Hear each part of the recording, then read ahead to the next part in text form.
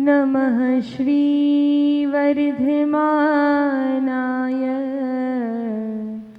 निर्धूत कलिलात्मने सालोकानां त्रिलोकानां यद्विद्या दर्पणायते यद्विद्या दर्पणायते।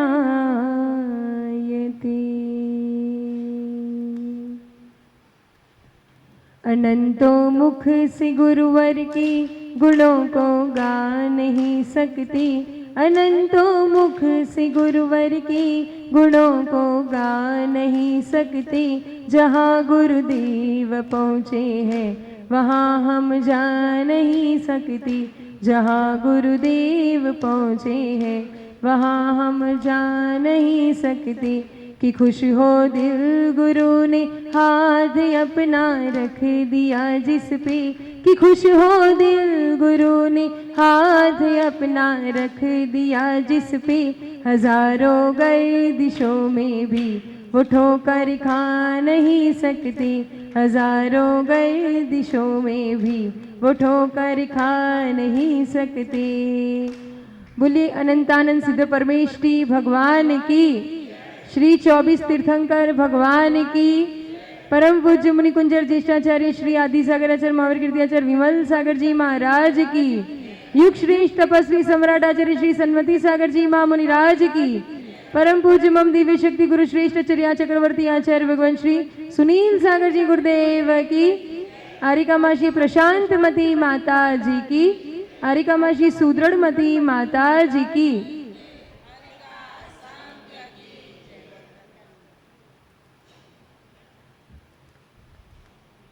राजा का महल था और उसके बाहर एक उद्यान था और उद्यान में मुनिराज अपने संग सहित विराजमान थे और धर्म का उपदेश इसी प्रकार चल रहा था।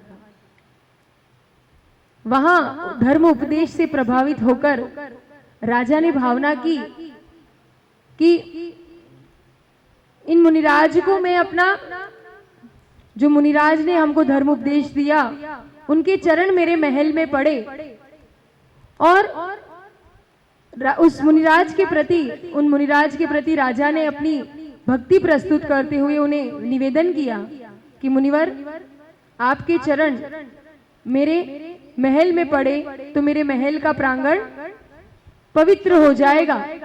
अब साधु तो साधु है, साधु ने कहा ऐसे कैसे आ जाए, निमंत्रण पे तो मुनिराज नहीं आते।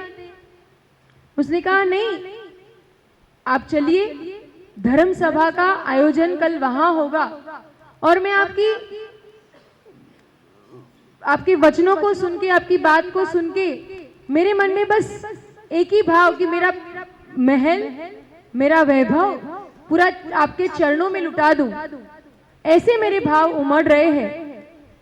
और आगे सामने भव्य जीव और उसकी प्रशस्त भावना को देख के कि वहां जाके भी ऐसा होता है ना, महल के आसपास तो कितने सारे लोगों को वहां काम मिलता है, वहां कितने सारे लोग पहले से उनकी सेना वगैरह वगैरह जो भी, तो इन सभी जीवों का उपकार होगा। तो मुनिराज उस सामने वाले राजा के भाव को देखते हुए कि आगे होनहार भव्य जीव है, वो चले जाते हैं। और जैसे मुनिराज का आगमन होता है तो राजा तो अपना जितना सारा वैभव था पूरा उनके चरणों में लुटाने को तैयार। मंत्री को भी आदेश दे दिया कि जो भी अपने कोठे में अपना जो राजकोष है उसमें जो बहुमूल्य रत्न है जो कभी आज तक नहीं निकाले हैं वो सब लाओ और मुनिराज के चरणों में लुटाओ और मुनिराज को दिखाओ। होती है किसी किसी की ऐसे राजाओं की, उस्मानपुरा के राजाओं की ऐसी भावना होती है, होती होगी।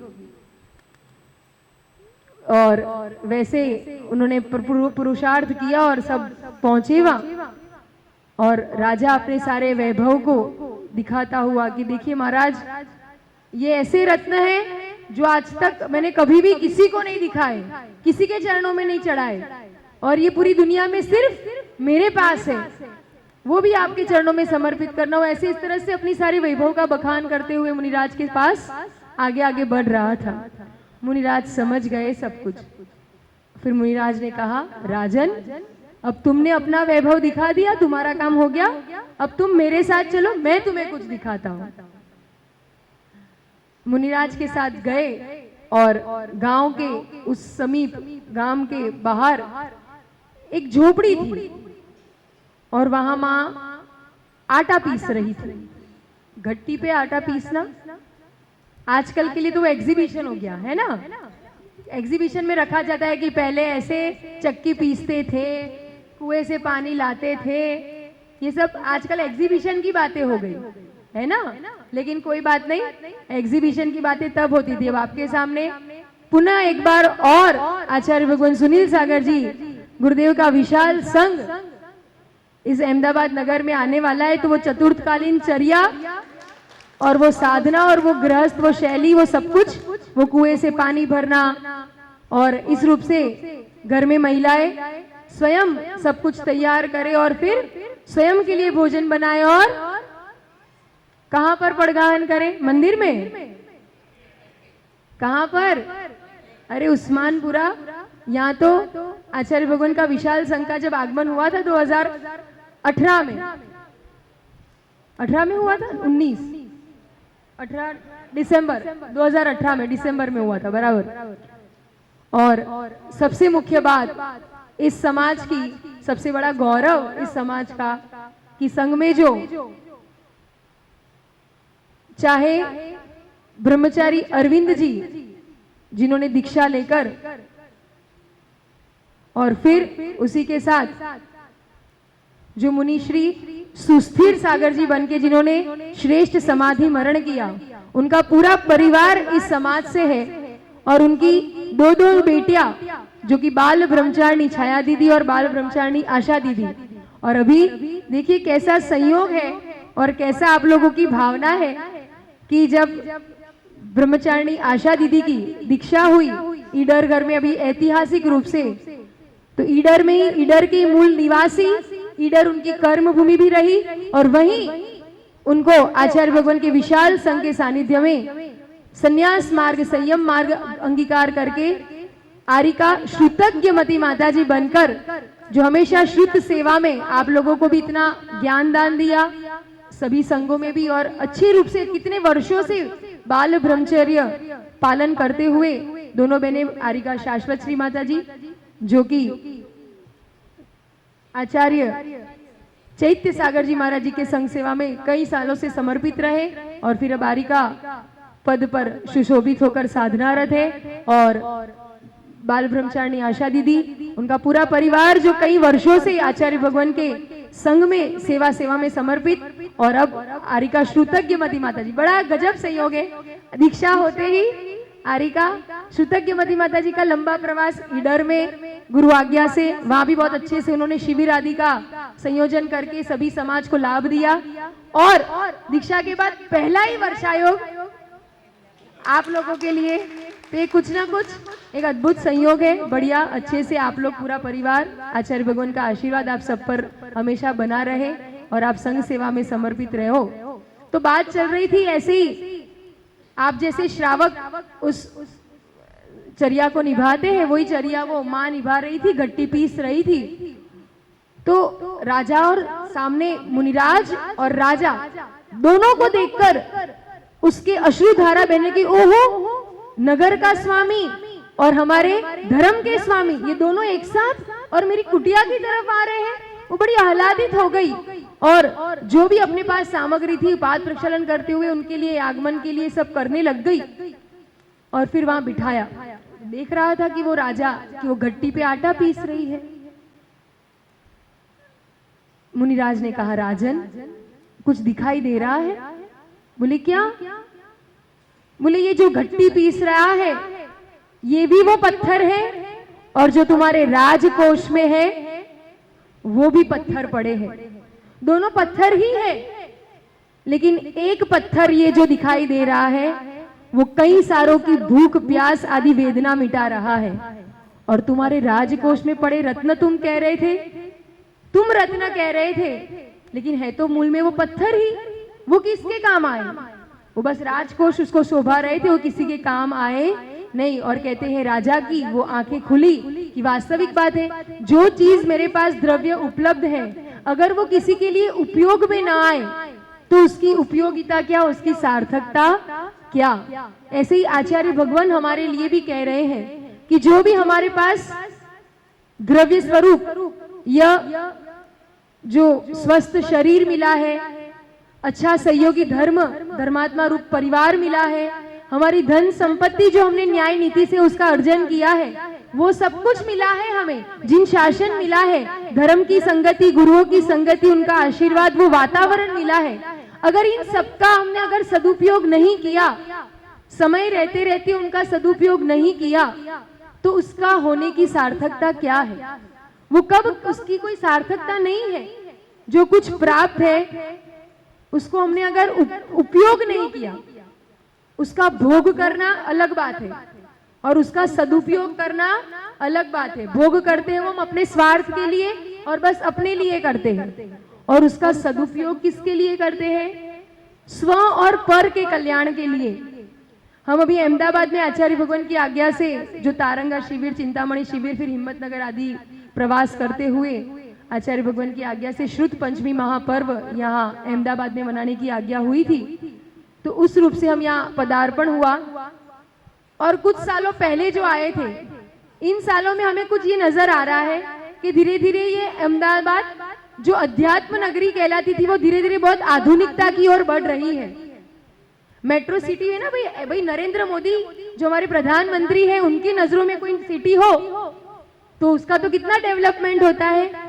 तो ज्ञानी कोई बात नहीं, लौकिक स्तर पर जिस रूप से शासन प्रशासन का जिस रूप से विकास होना चाहिए वो होता रहे, कोई बात नहीं, लेकिन हमारा ये जो धर्म नगरी है, संस्कारों की नगरी है, वहां धर्म के संस्कार भी उन्नत होने चाहिए, विकास को प्राप्त होने चाहिए, उसमें रास नहीं आना चाहिए।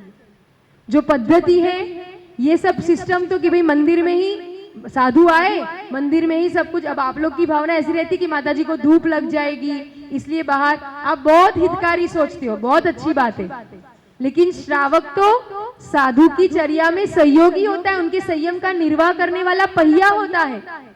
अगर वो ही ऐसा प्रमाद करके सब कुछ यहाँ मंदिर के प्रांगण में ही सपट सकेगा कि खाओ भी वहां, जाओ भी वहां, रहो भी वहां, सब कुछ वहीं कर देगा, तो फिर जो चर्या है, जो श्रमण मार्ग है, जो आदर्श चर्या है, उसका वो कैसे बाहर आएगी?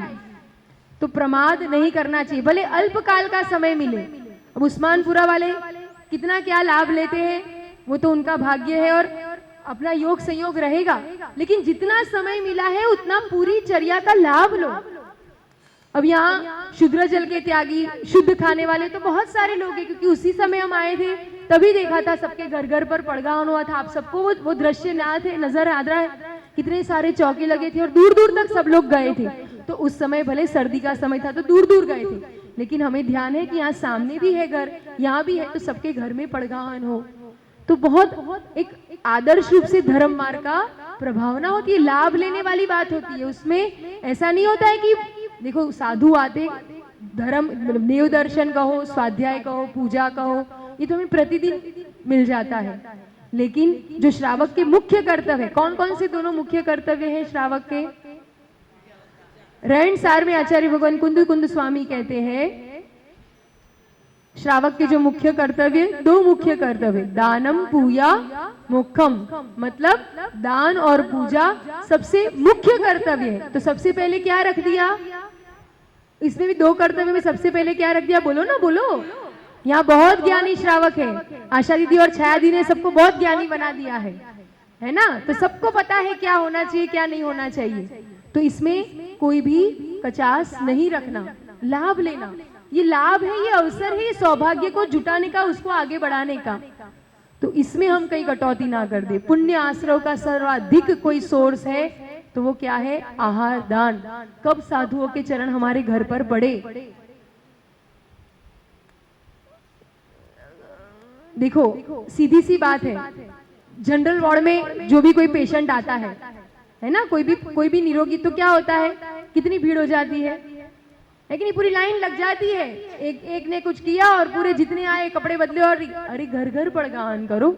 आपको आहार दानी करे, आप स्वयं के लिए भोजन बनाओगे कि नहीं?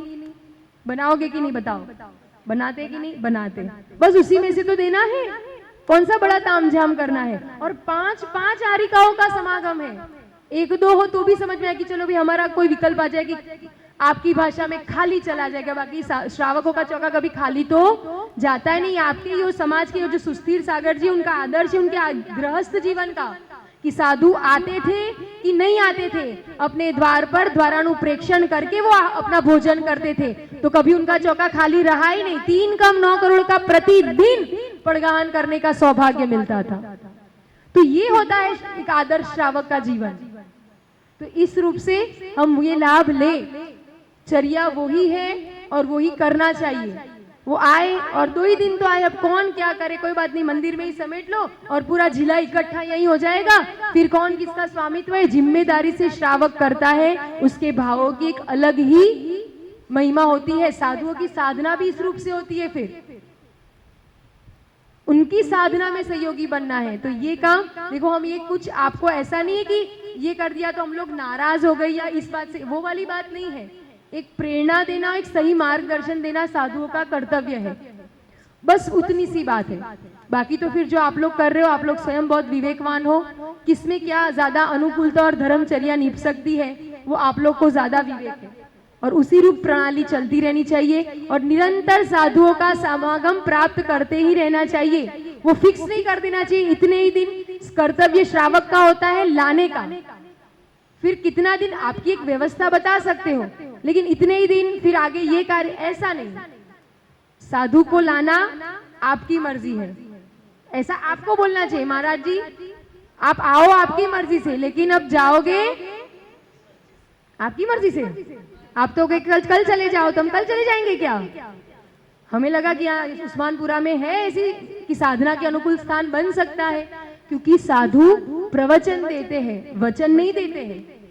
वचन से बंधते नहीं है साधु, कितने दिन यहाँ रुक जाएंगे, इनके घर चौका लग जाएगा, ऐसा हो जाएगा, ऐसी फिक्स व्यवस्था है साधु की। अनियत व्यवहारी अतिथि कहा गया है साधु। तो अतिथि कभी भी, वो तो आज का प्रचलन, क्या फोन करके बोलते थे घर पे हो कि नहीं, तो आए। तो ऐसा साधुओं के लिए नहीं होता है, समझ में आया? तो ये बात आप लोग विशेष रूप से ध्यान रखें, वही चर्या है। सभी चर्यावान और आप लोग सभी देखे, ये सभी प्रज्ञावान श्रावक, हम दोनों माताजी से हमारा मिलन 16 मंदिर में हुआ। और देखिए वात्सल्य समन्वयता की बात देखो, कितना आदर्श मार्ग प्रस्तुत हो रहा है। ये संस्कार गुरुओं का योग संयोग कहीं से भी हो सकता है, लेकिन जब साथ में रहने वाली बात आ रही है या श्रमण मार्ग की बात आ रही है, दोनों आपस में एक साथ रहकर धर्म प्रभावना और एक साथ रहकर, देखिए ये आपके सामने दोनों संघ का एक साथ प्रवास हुआ और अभी रुक रहे, साथ में चल रहे, आगे बढ़ रहे, कोई दिक्कत नहीं आती। वो भी एक अपने आप में प्रज्ञावान और एक विवेकवान, एक चर्याशील साधु है।